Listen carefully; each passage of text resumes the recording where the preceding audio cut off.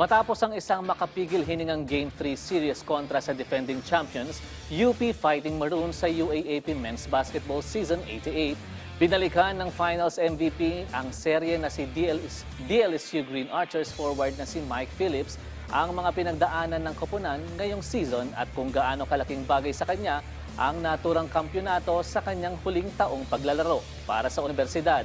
May report si teammate Jamaica Bayaca. Isa sa pinakamalaking susi sa tagumpay ng Lasal ang matibay at consistent na laro ng kanilang big man na si Mike Phillips, ang haligi ng Green Archers sa loob ng court. Nagsimula si Phillips simula UAAP Season 84 kung saan agad siyang naging malaking paksa sa liga dahil sa kanyang lakas sa rebound, depensa at enerhiya. Sa kanyang rookie season, tumulong siya sa pagbalik ng Lasal sa Final Four matapos ang ilang taong pagkakawala sa title contention. Kabilang dito na makuha ng Lasal ang kampyonato noong 2023 at naitala ng team ang unang panalo simula 2016. Habang tumatagal ang kanyang pananatili sa Taft, mas lumaki ang papel ni Phillips mula sa isang energy player hanggang sa pagiging sentro ng depensa at rebounding ng koponan. Paulit-ulit siyang naghatid ng double-double performances at naging isa sa mga pinakamaasahang manlalaro sa mahalagang laban.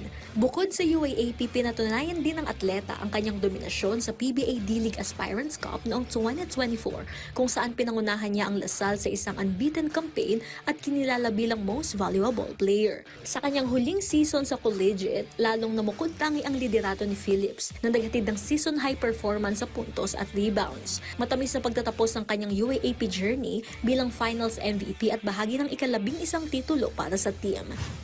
It's just been an amazing 5 years. All glory goes to Jesus Christ, you know. And I don't want my name to be remembered at all. I just want to say I'm just a vessel. I'm part of something bigger. Jesus used us. Jesus used me, hopefully to bring more people to His name. You know, we played to His.